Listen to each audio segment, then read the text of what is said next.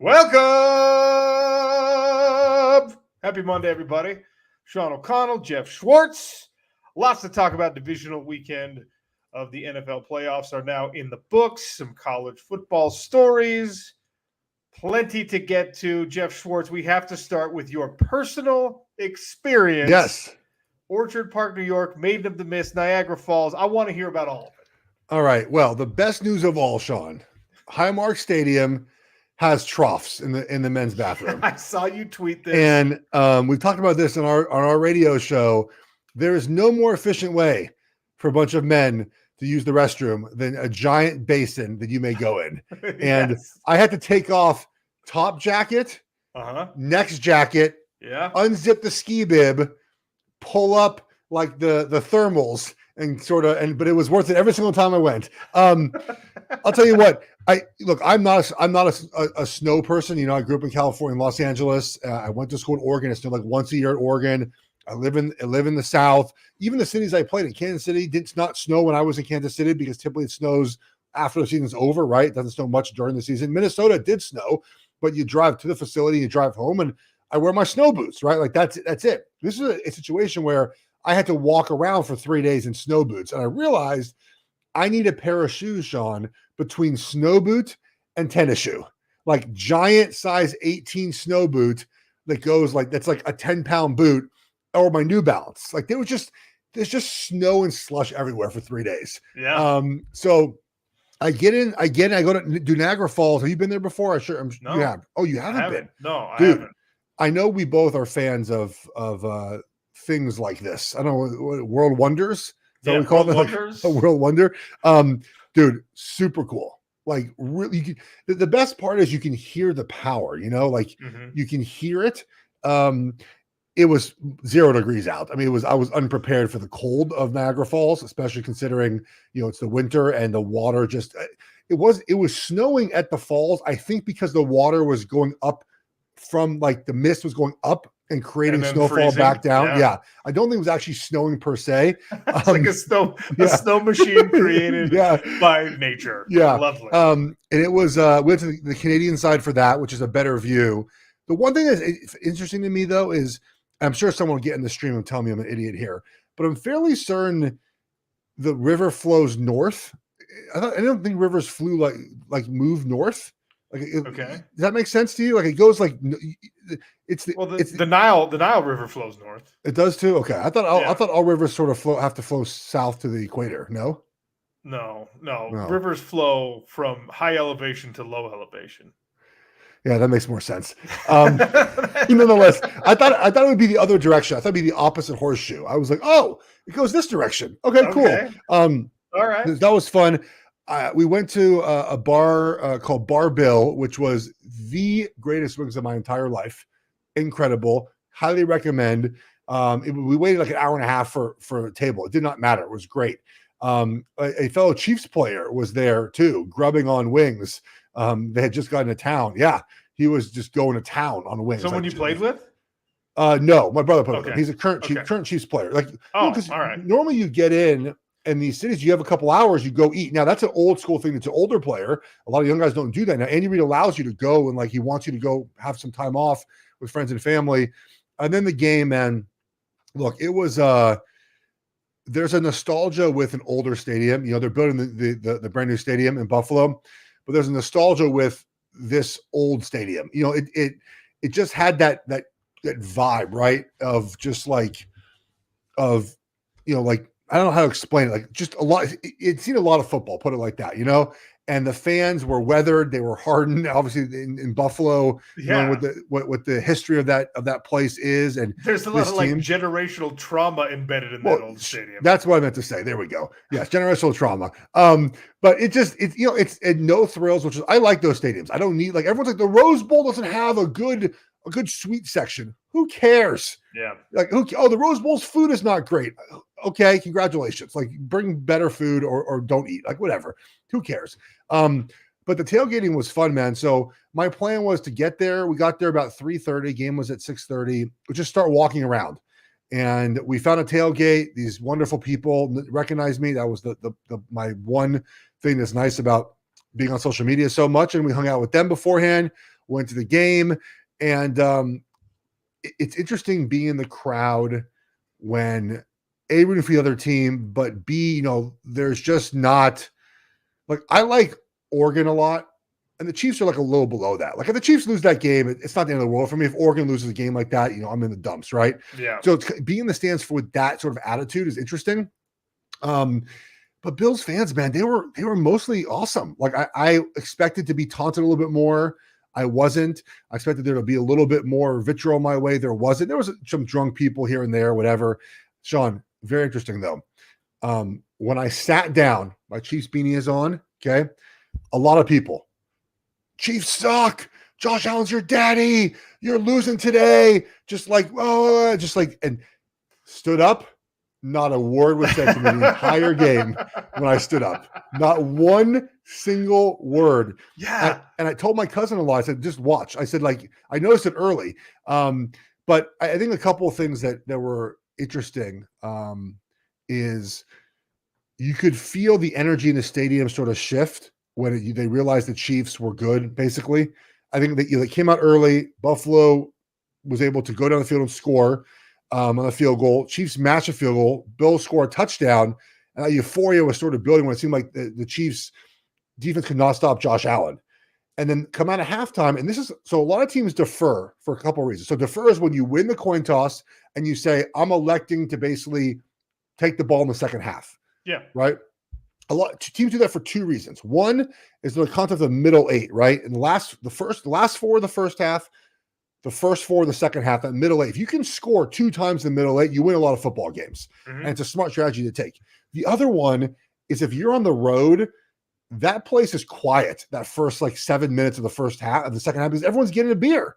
So Chiefs come out in the second half, score right away, and you could sort of feel like the buttholes in that place pucker a little bit. You could sort of tell it was oh shit, we can't stop them either, Yeah. And it's just you sort of the energy shifted in the crowd a little bit. And that fake punt broke them. The fake punt, man, they're oh, here we go again. Here we go. Here we go. That felt like a really awful idea. Was that one of those automatic look and you have to, or that was McDermott, a called? McDermott said he called it. Yeah. Oh, and the Chiefs only had 10 guys in the field. Now look, if DeMar Hamlin of all people ends up converting and moving that thing along, we're having different conversations and stuff, but yeah, played incredibly well by the Chiefs. And, it's not anything profound. And it's something I've said a million times before, but there are 7, 8, 12, maybe, depending on how much of a track meet a game is. There's anywhere from 6 to 12 plays in a game. Yeah. That you can go back and you can rewatch and say, oh, right there, that was a big momentum shift. Oh, right there, that was where somebody seized control. Oh, right there, that was something. That was an inflection point. That was a moment in this game. That was one. Stephon Diggs missing that ball, I think, was one. And obviously, every time the Chiefs scored, and just you were there, so you got to feel the energy get sucked out of a place like that. Well, I think to your point about the critical plays, a lot of them were Buffalo mistakes, Yeah. Like the Chiefs fumbling, the McCole Hardman fumble was their only one, I thought. It's oh, here we go. And I think the Chiefs actually not picking up the Josh Allen fumble could have been another one, Sean, because that kid just fall the ball, man. Don't try to scoop him. It was a rookie in the third string safety trying to scoop and score. No purpose to do that. And the other thing that was really interesting is, you've been in stadiums. I've been in stadiums I've heard noises made in stadiums before. Oh, look how cool, Sean. It's probably someone from the PFL, like Sean. Big I wish it was. It's an unknown number from Ogden, Utah. Oh, no. They're calling again. That's a Utah Mafia. Yeah. So I was on the end of the field where Tyler Bass kicked the field goal, right? Mm-hmm. I'm on the sideline. So you can't tell the trajectory of the football. You just can't, right? But the other side, the other end zone saw it first. I didn't realize how far wide it was till I got home. I didn't realize he missed it by 15 feet to the right. Yeah. It wasn't remotely close. But the noise I heard matched the 15 feet wide. There was this audible, oh, it was a gasp, and then the Chiefs fans cheering at the same time.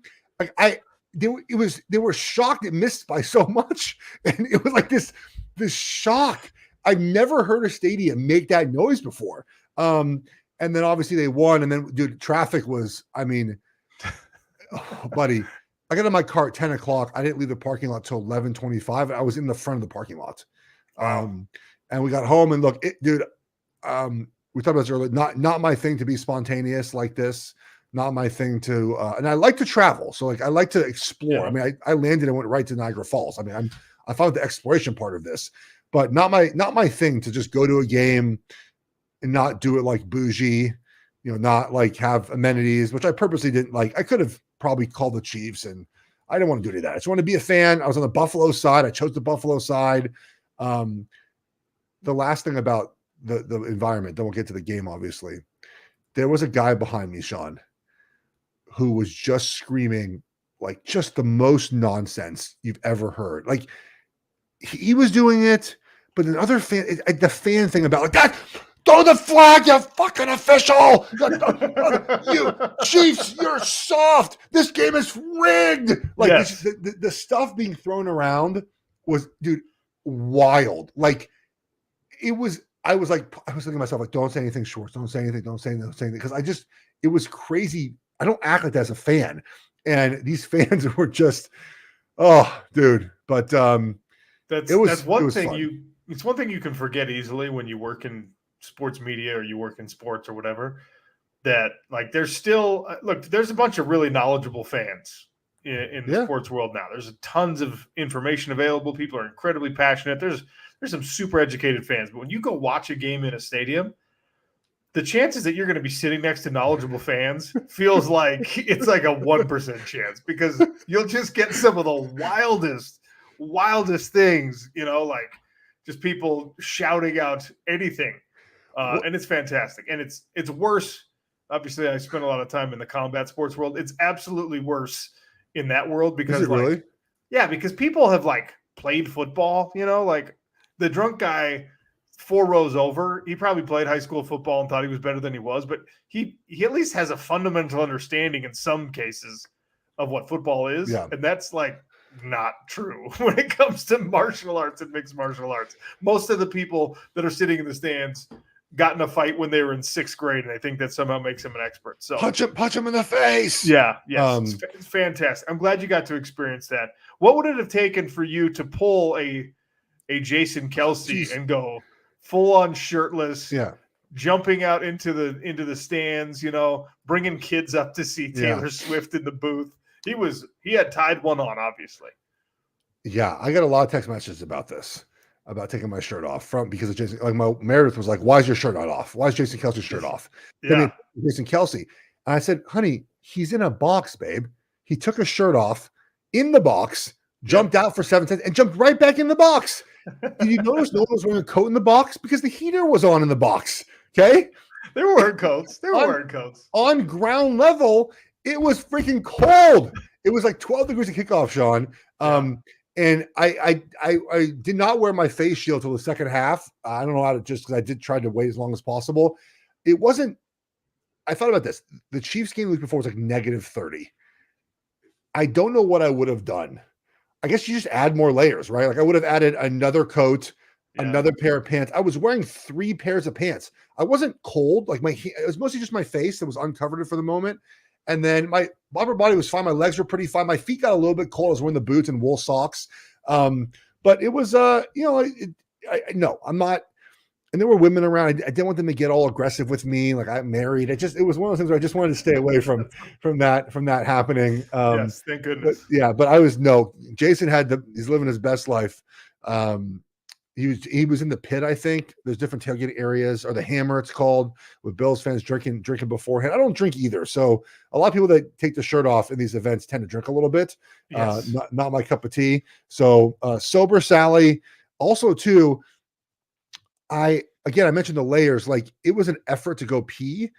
I didn't eat very much because if I had to go poop, I was it. It was a bad day for that. So you have to go full George Costanza in that case. You just all the way. I limited food and beverage, and it was also so cold I didn't want to drink anything. So it was a great time. It was fun to say I went. Bills fans were awesome. Look, obviously the very end, the heartbreak and sort of the woe is us, we're never winning anything. I was pointing out to my cousin-in-law, he's like, I go, the Chiefs didn't win anything for 50 years. The Lions were bad for centuries. Obviously not centuries, decades though. Yeah. And now obviously they're at the doorstep of an NFC Championship game. It can change very quickly. The problem is you have to figure out how to beat Patrick Mahomes.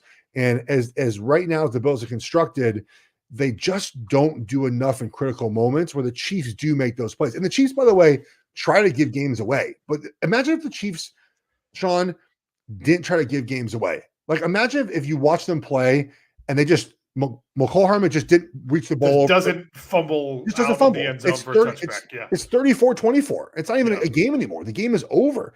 And the Chiefs kept him in it because of their mistakes. But when it comes to like critical moments of these games, the Bills don't execute at the same level the Chiefs do. Look, Josh Allen, I thought, had a great game, right?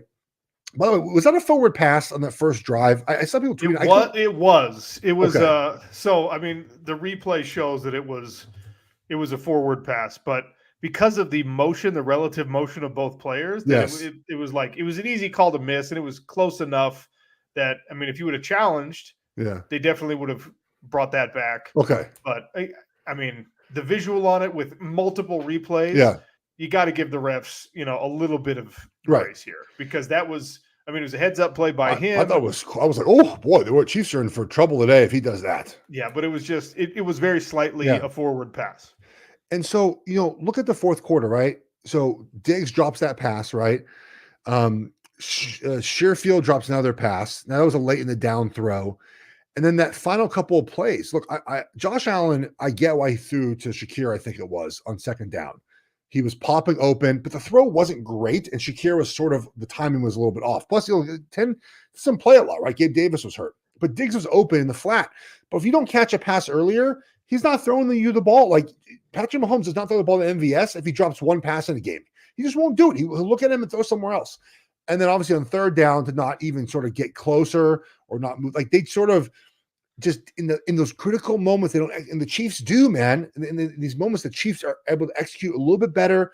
The Buffalo has the 13-second game, obviously, Sean, where the Chiefs made those plays and Buffalo did not at the very end of the game. And they're close, but they're sort of missing sort of some element. The fake punt, for example, like if you're going to go for it, just have Josh Allen go for it. Just leave your offense on the field. And in those critical moments, they don't make those plays, and the Chiefs do. And you see sort of, I don't believe in sort of the switch turning on in sports. It's hard to do that. But clearly, Mahomes, he's had his two best games of the season, like efficiency-wise, in the last 2 weeks. Travis Kelce looks like a different player. He's at the stage of his career, Sean, we can't play all 60 minutes anymore. He has a big play and he comes out for 3 or 4 plays, but he just does enough, right? Like, he kind of has ramped up his play the last couple of weeks. He's gonna retire after this season. I think it's a possibility. The offensive line, dude, like Juwan Taylor led the NFL in penalties this season. No penalties yesterday. He had one decline, actually. Just like sort of people stepping up. The Chiefs' best lineman got hurt. Joe Tooney. Nick Allegretti came in. Their middle linebacker got hurt. And they just made the plays, and the Bills just, Sean, for whatever reason, just can't do it. And that's why Buffalo, in the simplest terms, can't get over the hump right now. And it's going to get tougher for them moving forward. The salary cap becomes a big problem for Buffalo in 2024. You're paying Josh Allen 20% of your cap. You're paying Stephon Diggs 12% of your cap. It's going to get a little bit harder for the Buffaloes to field a elite competitive team. And on top of that, right, we say this at the beginning of every year. The AFC is just so loaded with quarterbacks who are as good as Josh Allen is. Like, look, he's a great player. I underestimated him when he came out of Wyoming. Same. He's a great player. I was wrong about his kind of prospectus in the NFL, but do you definitively like him better than Patrick Mahomes? Certainly not. Do you definitively like him better than Joe Burrow? I don't know. 2-time MVP Lamar Jackson? No, right? I mean, and these are guys, just to get to a Super Bowl, you've got to go through that gauntlet. Yeah. So I could understand why, if you're a Bills fan, you're looking at this season, you're looking at this game where you finally get to host the Chiefs. You finally get to see what Patrick Mahomes has to do when he's on the road, right? And your optimism probably justified to just get it, ripped away in the manner that it did. Heartbreaking because it's not, it doesn't, to me, look like it's going to get any smoother or easier moving forward. And this was the year they catch Kansas City, obviously, right? With their offense not being what it has been in the past, with young players. Even, the defense has been good, but they have young players on defense, and it just didn't happen for Buffalo. But Sean, I'm not sure that whoever won that game last night is beating the Ravens on Sunday afternoon. And the Ravens right now, dude, they have a combination of sort of the two things you want, right? You have an MVP type quarterback, an elite talent at that position, and then also the most physical team in the NFL. Like when you have both those things, you're not losing many football games, right? And they have both right now. They have Lamar Jackson, who again, didn't look. He didn't. It's hard for a lot of people to judge him because he doesn't have at times the traditional numbers, quote unquote numbers that NFL quarterbacks have. But you cannot walk away from that game against the Texans and think to yourself, that guy wasn't the best player in the field.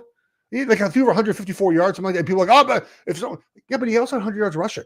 And he also was in full control of that game after the first couple of drives, and it felt like the Ravens were a little bit tight there coming out of that game.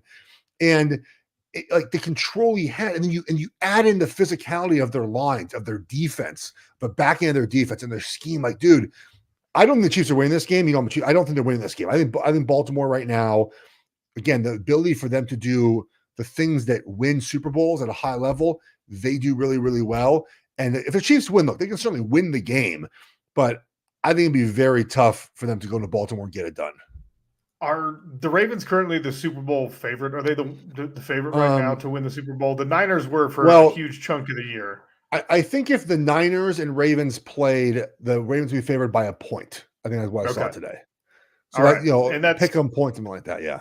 We might be headed in that direction. We'll talk about the NFC games here in just a second. But you touched on the thing that I wanted to make sure we talked about today.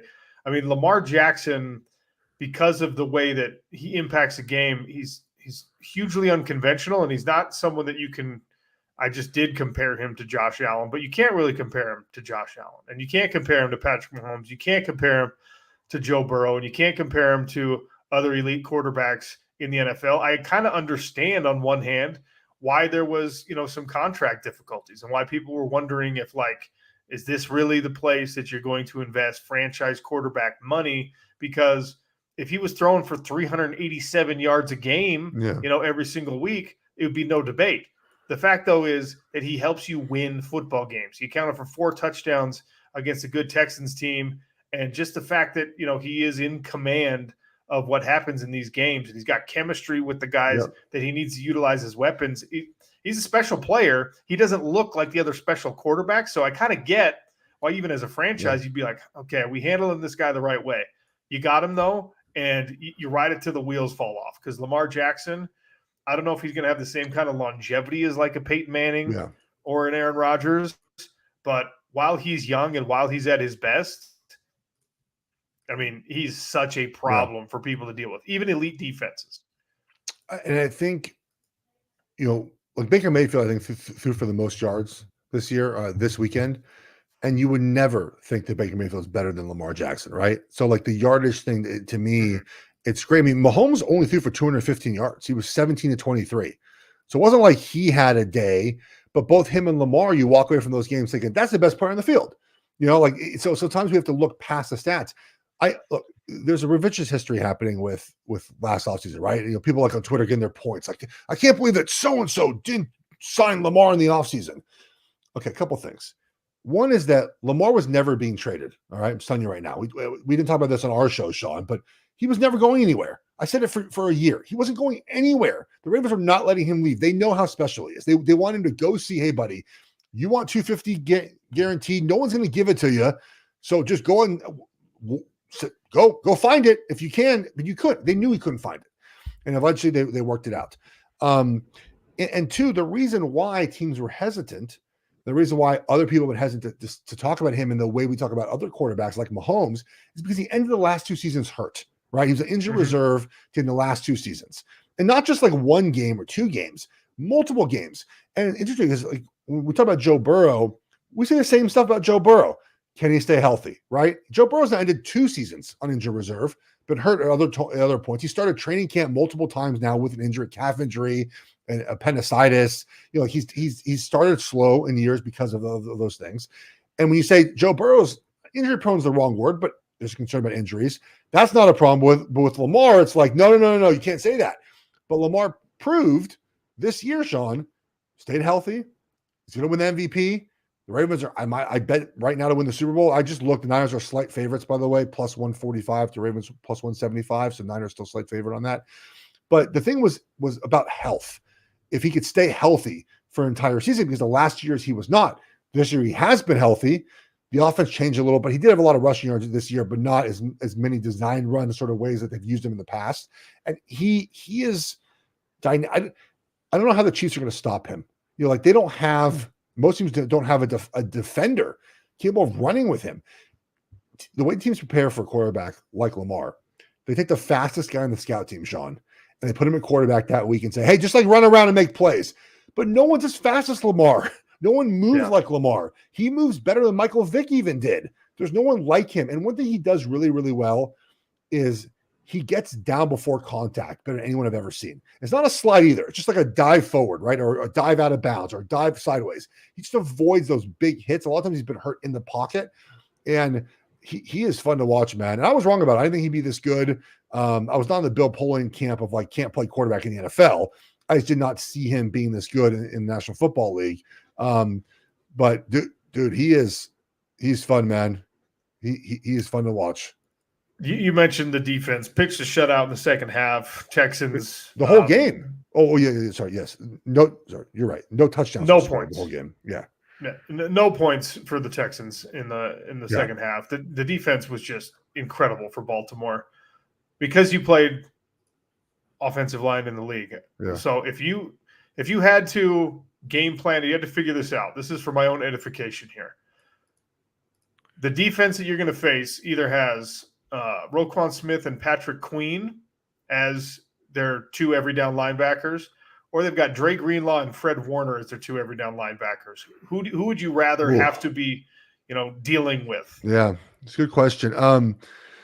Different type of players, right? I mean, that's kind of a cop-out answer is, if you're a passing team, you probably don't want to see Warner and Greenlaw. If you're a rushing team, you probably don't want to see Smith and Queen, right? And the thing, I would probably take Smith and Queen because I think they can do both things better. Warner and Greenlaw are not as physical against the run as Smith and Queen are, but they obviously can cover really well because the defense is fabulous. So that's probably what I would do if I was kind of pick. If you're asking me who to pick in that, but I think it's interesting that we have 4 teams now that are in this game. And they've emphasized building the linebacker. We talk about a position that at times we talk about as not important, right? Well, the Lions went and got Jack Campbell in the first round. The Chiefs have Willie Gay and Nick Bolton, who they spent high draft picks on.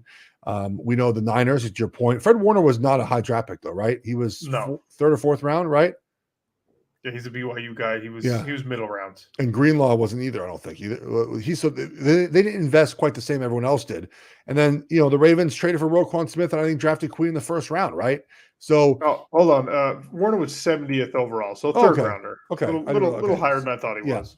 So but the point I think still stands, Sean, that we've talked about sort of de-emphasizing that position a little bit as far as value. But look at the 4 teams that are playing this in the end, the value for these defenses is very high for these type of defenders.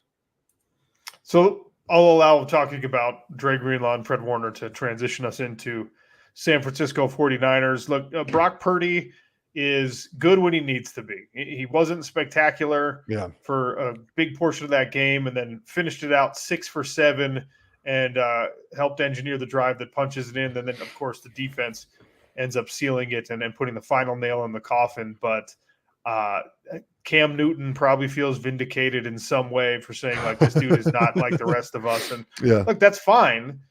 There have been quarterbacks of Brock Purdy's ilk who've won Super Bowls before. Yes, you want Patrick Mahomes. Yes, you want Peyton Manning. But we've seen guys that are a little bit more limited than those 2 individuals I just mentioned.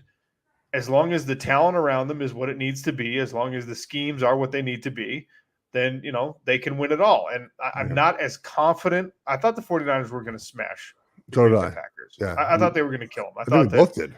I thought that the run up to this, the Packers, I mentioned it, they lost like 5 of their last 8 games. They kind of backed their way in. And yes, they're a fun story. They're so young, and the Jordan Love thing is great. And he's going to make a boatload of money because of how he played especially the second half of this year. And that's all wonderful. But I was like, no, the 49ers at the end of the day are just a much better team. And they didn't really prove that for the whole game. Obviously, Christian McCaffrey bails you out, and that's why you have players like that on your roster. Your defense bails you out. That's why you emphasize and why you put such high importance on having big-time playmakers at all 3 levels in your defense. And so, like, I'm not going to get revisionist on you and say, like, oh, it's not a good win. It's a great win. You're headed to the NFC Championship game. But I don't think there's much wiggle room with the Niners as I hope there might be as they take on the Lions next week. If you look at, let's fast forward a little bit to the Super Bowl very quickly. It's Brock Purdy against Patrick Mahomes and Lamar Jackson. Like, if we're picking a Super Bowl champion right now, picking the AFC, it's not. Well, it's not just Brock Purdy. It's Brock Purdy or Jared Goff. Well, yeah, I'm picking the AFC in both. Mahomes. I'm picking the AFC in both of those. Right. Like that's the issue, right? Look, man, I don't want to hear about the rain, Sean. Like, it didn't affect Jordan Love at all. Why the rain is that big of a problem for Brock Purdy to play in his career where he just can't. Sorry, guys, can't throw the ball in the rain. Sorry, just can't play. Like, what are we doing, man? You want to be a franchise quarterback? Can't throw the ball in the rain, Sean? Like, to me, like that's you also a giant. Can't play your college ball in Iowa and say something like that. It's a giant red flag to me that your franchise quarterback that you try to win a Super Bowl with. I know you're going to play this weekend in probably great weather, and you're in Santa Clara. You play in great weather most of the time. You're playing inside in Vegas for a Super Bowl, but the idea that like you can't play quarterback because it is wet outside is a huge red flag for me. I couldn't stand them keep talking about that. I'm like, suck it up, dude. Like, no, it's the wrong story to tell when you're looking at this 49ers team. And really, the story to tell against the Detroit Lions and the story to tell against an eventual Super Bowl opponent, either Baltimore or Kansas City, is can the San Francisco 49ers make the game not about whose quarterback is better? That's why you need everyone. Like, Brock Purdy is supposed to be a game manager. I know how people throw that around as an insult. That's what he is supposed to be as a quarterback. His draft position, the way he is paid right now, Brock Purdy is supposed to be that. And Goff notwithstanding, the AFC guys, they're the opposite. They're the franchise cornerstones you build around. Your game plan says, let's make this about whose quarterback is better. That's what you're going to do if you're John Harbaugh. That's what you're going to do if you're Andy Reid. Let's make this game about whose quarterback is better. For the San Francisco 49ers, and I still believe they can win a Super Bowl. I still believe they're the most well-rounded team in the National Football League. For them, they have to find a way to make this NFC Championship game and an eventual Super Bowl about something other than, is my quarterback the best player on the field? Because the answer is going to be no. And that's not an insult to Brock Purdy so much as it is a compliment to everybody else. He just isn't that guy necessarily. And people maybe don't like that. Why? Like, you didn't think he was that 2 years ago. You started to think he was this franchise cornerstone because you saw him playing pretty well. Why? Brock Purdy is not it's the team that he plays on. It's the weapons available to him are ridiculous. And unfortunately, you're not going to have Debo, one of those ridiculous weapons. So you're going to have to lean more on Kittle. You're going to have to lean more on Ayuk. And Christian McCaffrey is going to have monster performances in both the run game and the passing game. But San Francisco has to find a way to say, you know what? This game is going to be about something besides whose quarterback is better. And that's not usually how playoff football goes. Yeah, it's not. This Lions-Niners game, man, is so fascinating to me. And we'll preview these games later, but the Lions, I don't know what it is about them where I don't know if people don't believe in them, but I thought Tampa would keep the game close, Sean. And the Lions just sort of keep doing more than we expect them to do. And I think it's because we look at Jared Goff and think to ourselves, it's just no way. Like, when you look at him against the other quarterbacks that are still left. I mean, Brock Purdy can move a little bit. He can run if he needs to. Jared Goff is not outrunning me or you. He's not going anywhere in the pocket. The job of a quarterback is to sling the ball, and Jared Goff is still decent at that. He is, but a lot of times he still misses throws, and he never improvises. And we look at sometimes as improvisation sets apart quarterbacks, right? And in my thing, I've always said it kind of doesn't, right? How you play in the pocket is more important. But even yesterday, I mean, the throws that Mahomes made or Allen made on the run, Jared, you're just not getting that with Goff. So I think a lot of us just don't believe in the Lions because we don't believe in Goff. And also, I think there is some pushback. Not for me. I like Dan Campbell being aggressive. There's some pushback on like a meathead type coach, like making it this far, right? Like we don't view Dan Campbell as in the same league as an Andy Reid or John Harbaugh or even a Kyle Shanahan. It might be time to consider him in that league, Sean. I mean, I know he said he wants to bite kneecaps and like he says I take 8 shots of cappuccino every day and says some crazy, but like it's legitimate. He built the Detroit Lions into the NFC Championship with Jared Goff. They were 0-16 not long ago. They were a laughing stock, and here they are on the doorstep of a Super Bowl appearance. This is only the second time in franchise history they've even been in this spot, and he's not doing it, I think, to the point that we're both trying to make. He's not doing it because he's got Tom Brady on his roster or because he's got Patrick Mahomes on his roster. I actually think that for him, that ends up being, a long-term reputational benefit. Because if he had like one of the big 6 quarterbacks, the young, rising stars in the game right now, playing quarterback for him, then people would take credit away from what Dan Campbell has done. They just be like, well, it's about, he's got Lamar Jackson. They don't do that to John Harbaugh because of the sample size, because how long he's been good. And we know that John Harbaugh is, a Super Bowl caliber coach, whether he's got Lamar Jackson or not. If Dan Campbell can win a Super Bowl with this roster, you have to start talking about why we treat the knuckleheads like this, right? Maybe scheme-wise, X's and O's, he's the number 4 of 4 remaining coaches in the NFL playoffs.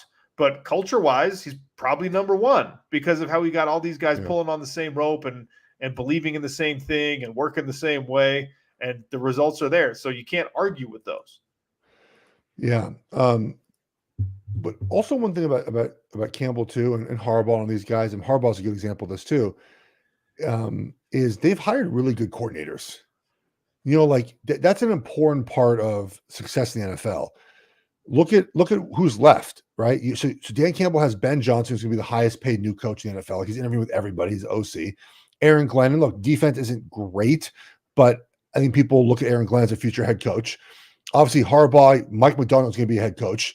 Todd Monken came from Georgia. They won 2 championships, and he made Stetson Bennett into a Heisman caliber quarterback. Obviously, Andy Reid and what Steve Spagnuolo does on defense. And obviously Shanahan and his coaches over the years. Hiring good people, Sean, is a sign of good organization, right? Of being a good manager. Dan Campbell, I think, has hired some really good. He's got a good offensive line coach. He's hired good coaches that helps him obviously win a lot of football games. I just was impressed with their game. I didn't see much of it. I've come catching up on it because I was, the reception wasn't great in the parking lot for the tailgate. But that Lions team, man, they're just very complete. Yeah, they don't stop the pass terribly well, but when you're scoring a bunch of points, it doesn't matter so much. They're physical and off the defensive line. Jared Goff, when he doesn't make mistakes, which is happening more and more often now, that offense is nearly unstoppable. They're physical and they believe, and that's important. And I think they're touchdown underdogs this weekend in San Francisco. I would not be surprised if that game is pretty close. I don't know, Sean. I feel like this game is going to be much closer than people think. Oh, man, Ayuk, if Debo is available, I think those guys can really dice up this Lions secondary. I think that's kind of the weak link for them. But if Ayuk is the only guy, and their linebacking core is really solid, and that's a good matchup for them, or that's an adequate matchup for them with the whole Kittle situation, and maybe with Christian McCaffrey even, although his versatility allows you to use him as a wide receiver so much in games. But that's I spent 5 minutes saying you got to make this game not about a quarterback duel. But I mean, when the biggest weakness in the Lions roster that you could potentially exploit is a defensive secondary, the only guy who can exploit that weakness is the quarterback. So Brock Purdy's going to have to be better against the Lions. They're also like a team of destiny this year. I know people that there's no like science behind that. They're America's team, man. Like this is a group that everyone watched a couple seasons ago on Hard Knocks. It was like, that'd be cool if these guys worked out. We like the characters on this roster, and look where they're at. They're ready to go. And Dan Campbell has established himself in a different light. Team of destiny, though, sometimes ends up, running into the Niners, or the Ravens. We saw this in college football, right? Washington. Yeah. And you end up running into a Michigan team like that's just more complete, deeper, more talented. And look, I hope that's what happens. I'm a Niners fan. Yeah. But you got to take this Lions squad very, very seriously. They're not just this upstart Cinderella. They're a complete roster, as you mentioned. And I wanted to get your thoughts on, they got Sam Laporta, they did the little graphic on the broadcast of how well they've drafted lately, and Sam Laporta is part of that 2023 draft class. Now they're going out, and for 2 games, they're going to have Zach Ertz. Yeah. This is like we saw this a few seasons back with my good buddy Eric Weddle.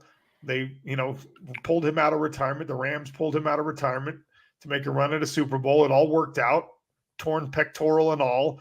He had to have surgery postseason, but he got a Super Bowl ring. Yeah. And Zach Ertz is doing the same thing, elevated to the practice squad, and he's expected to be on the field against the San Francisco 49ers. So 2 games to try and win a Super Bowl for Zach Ertz. He did play this year, right? Different than Weddle. Like he was on a roster. Weddle obviously wasn't. We talked a lot about that. We had Weddle on our show, didn't we? After the season or during the season? Was Super Week? We had him on Super Week. We had him on after the season. I think it was after the season. Yeah. He was trying to get himself in shape to play for 4 straight weeks. Yeah. I think this is different than the Weddle situation where, Weddle obviously ended up playing like all the snaps by the second week. Yes. This is just more probably a little bit of a hedge on Laporta's knee, right? His knee, he has that bone bruise, and he has not, been the same production we've seen from him because of that. And that bone bruises suck because there's no timetable for recovery. They just sort of stick around and linger. And my guess is this is just a hedge on that. Okay, if Laporta is a huge thing of a part of what we do. And he did have 9 receptions the other day, but the Bucks are uniquely terrible at covering the slot. We talked about this on our show on Friday. And Amon-Ra St. Brown and Laporta had 17 catches combined. Shocker there. And this is just a hedge to me on Laporta's health. Is the tight end's important to what Jared Goff needs to do to be successful? Let's bring in Ertz, and if he has to play, we'll have him there. If not, it's not the end of the world if he's just on our roster. Let's see. Zach Ertz was with the Cardinals, Arizona Cardinals, 27 catches, 187 yards, and a touchdown on the year. So I also think if he could have really been helpful, like the Ravens with Mark Andrews, they would have signed him. I don't know how much he's got left if teams are waiting until now. You know what I mean? Like it's not again, the Weddle thing feels different a little bit.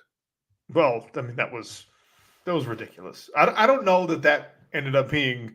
I think he ended up being better and more useful even than the Rams probably intended for him to be. Oh, absolutely, yeah. Because he went from being off the couch and that first playoff game, the wild card weekend when he came back, he didn't touch anybody. Correct. Like we talked about this. We covered it. We were like doing like an extensive film study on him. Yes, he was just like easing his way back in, and then he ended up, by the end of it, and in the Super Bowl, he was putting everybody in position, and he was, captaining a defense that helped take home the Lombardi Trophy. So good for Zach Ertz, though. Like I like these little stories. It's kind of fun little aside. Awesome. I don't know how relevant he's going to be for Detroit, and they probably only want to use him in emergency situations. It's like the emergency goalie situation. In hockey. It's that's like an awesome thing. They just have like a backup goalie there every night just in case. It's so cool. If you don't know about the emergency goalie, there's just like a rec league dude who's a cop or Zamboni driver, or a coach, like a youth hockey coach, high school hockey coach. There's just somebody in every city who's got pads and a big stick, who is the backup goalie for both teams. If it gets down to on the third or fourth string goaltender, then this person can get called up, and that is just spectacular. I love it. And they're at every game. Mm-hmm. Are they in every game, or are they close by every game? No, I think they're in the building for every game, and oftentimes, if I'm not mistaken, they're doing something else. Like I said, Zamboni driver, because I think sometimes they're literally driving the Zamboni. Yeah, and they're the third string for everyone, because each team carries two goalies, and they're the emergency for either side.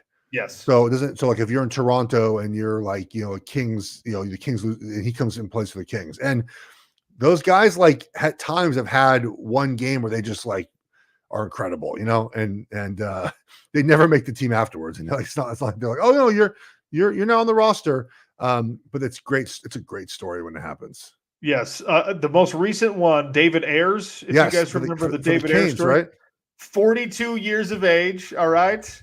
And he's a literal Zamboni driver for the Maple Leafs. He, in a 2020 game, he had to get called off the bench, right, out of the bullpen, and came in for the Carolina Hurricanes, Jeff Schwartz's Carolina Hurricanes, as an emergency goaltender. And Carolina won the game. Yeah. He played well. He stopped a couple shots. Yeah, that's crazy. What a legendary thing that would be, man. They should have this in every sport. Where there's just I was thinking about there's no other sport it could work. Well, it doesn't really work in hockey either. It shouldn't work in hockey. Could you have a situation? Will you have a situation where you're losing by 18 runs in baseball, your bullpen's tired, you just bring in a dude off the street to throw one inning? The emergency pitcher would be the best, just lobbing meatballs right down the center. That'd be really funny. You have someone at the stadium every night, and if you're like, man, our bullpen's taxed, bring in an emergency reliever. We're down 18 runs. Oh, I want this. I want this so bad. In football, because of physicality and liability issues, it could only be a kicker. So you just have someone to come in and kick extra points and try to hit that game-winning field goal. If a team lost a game with a backup emergency kicker, they would never they just let the quarterback have the football. It would, yeah. You would have to make it the rule where you could only bring in the emergency kicker if you were leading by 2 scores or more, and then just be like, okay, so if this guy misses a field goal, it's not going to ruin anyone's day and cost people money and end up getting this guy killed. I mean, regular kickers don't even make kicks. Can you imagine like last night they bring in like a game-winning kick and it's your emergency kicker who's he's like a backup at Buffalo or something? Dude, I get so upset whenever this comes up, because when I was a high school football player 23 years ago, our kicker missed every single extra point my senior year. I'm probably not exaggerating on that. It was damn near every extra point. And the best kicker on our team was our starting left guard.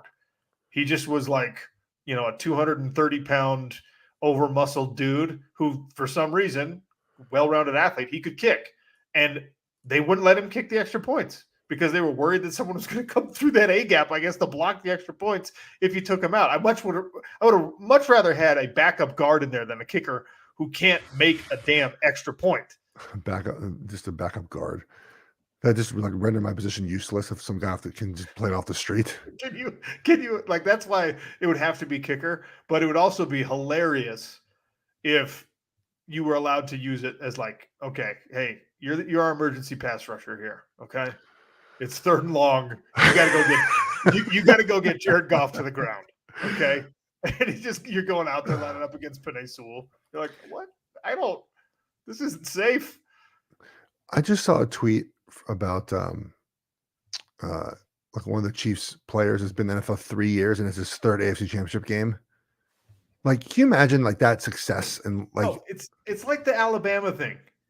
Everyone who stayed 4 years with Nick Saban for the entirety of his 17-year tenure at Alabama. Yeah. With the exception of this class. This class, yeah. Yeah. This was the first class that exited in 2023, 2024, whatever. The graduating class of 2024 was the first class to go through with Nick Saban and not win a national championship. I think it's Sean. It's every. They've won a championship on average every 3 years. It's so stupid, but awesome, but stupid. It's insane. All right, I got 5 minutes before I take my daughter to gymnastics. Okay, all right. What do you want to finish with? You do Portal? Do you want to do Caitlin Clark? Is it a charge or not a charge? Okay. Let's do the Caitlin Clark thing, because this is it's a flash in the pan. No one's going to be talking. This is the biggest mistake Caitlin Clark has made in her college basketball career. Yes. She is like the best overall basketball player, man or woman, relative to her competition in America right now in the college ranks. There's nobody that can touch her in terms of her importance on the court, in terms of like what she means to her program, her school, probably her state. Caitlin Clark is in every way above reproach. And this is the only time we've seen her strike out. This is the only miss from Caitlin Clark. The mega flop with somebody rushing the court. And, then I'm fine if you want to throw your head back and fall down, but then pretending it hurts you bad and then tripling down in the post-game presser and just like, oh yeah, it was pretty scary, pretty serious. Yeah. Like, come on, Caitlin. You are like little girls, little boys, every basketball player in America should be looking up to you right now. Don't do this. Don't be that person. So there's a video from the crowd, and it's very clear that there was accidental contact, but it's like the last LeBron flop at the end, where it's like, if you just didn't do that, this would not even be a story. It'd be like, look, Sean, I think we talk about crowd on the field or a court for a while now. I like it at times to storm I think it's cool for college sports, but it's not safe for the players. I mean, I on football fields, I've been on fields where I've lost teams and fans have rushed the field, Sean. And there are moments where fans rush the field you want, don't come at me. I remember I had to raise my hands one time because I was like, this guy was, I'm like, just move it along. Keep your helmet on while the annoying fans. And look, oftentimes the fans do take it too far and they'll get in a coach's face, they'll get in a player's face. That's dead wrong. You should never, ever do that. Yeah. But this girl who ran into Caitlin Clark, she didn't even do that. If she was that person, I'd be like, okay. But she just was running with her phone up and not paying enough attention. I think next time too, Caitlin Clark should just truck. If she just trucked this girl, I think we'd be like, yeah, that's the life of being on the court. Like you just get like she should just gone, but just like boom, just unloaded, just run through her. Just Terry Tate, just right through this girl, and we would have been like, good for you, Caitlin, because this girl should be on the court, and just truck it's a final like little flop that it's like you don't have to do that. Don't have to do that. You're fantastic. Dude, she's so much fun to watch play. But just that little flop at the end, it got her in a hot water. Look, no one will remember this in 24 hours, but yeah, she's gonna have 2 38-point games and everyone. And she wasn't even hit like in the head too. Like I'm watching the camera, the basket view now. Like it is kind of wild that she flopped her head back. Yes, it's a full-on like European soccer flop. It's World Cup level. All right, so lesson learned. She'll move on from this, learn from this, and emerge again as the best player in America, and we'll forget about it. So last after stupid, very quickly, Sean. I got it here very quickly. Okay. Yeah. So I mentioned the trough that was very useful for me. Well, the porta potties outside the stadium during tailgating. I walk in there, and someone took an upper decker in the porta potty. Stop it. Yes. Like in the little urinal? Yes. Thing? Yes. Why? Let me tell you what. Bill's Mafia is an ungovernable bunch of brutes, man. Like people getting set on fire. I understand. I saw the set on fire video. That guy was in a Lions sweatshirt, by the way. That was very strange. Yes, it was. He got power bombed through a burning table, and then he's in the snow, and they couldn't put him out. They couldn't put him out. There was definitely some sort of accelerant involved with that. It's like, well, they poured the gas on the table, and he fell into the propane or whatever, and his pants caught on fire. Not good. That's gross. Porta potties are already so horrifically disgusting. You don't have to ratchet that up at all. You don't have to. The porta potties were also like in a snowbank, so they were like not even straight up. They were like a little bit tilted.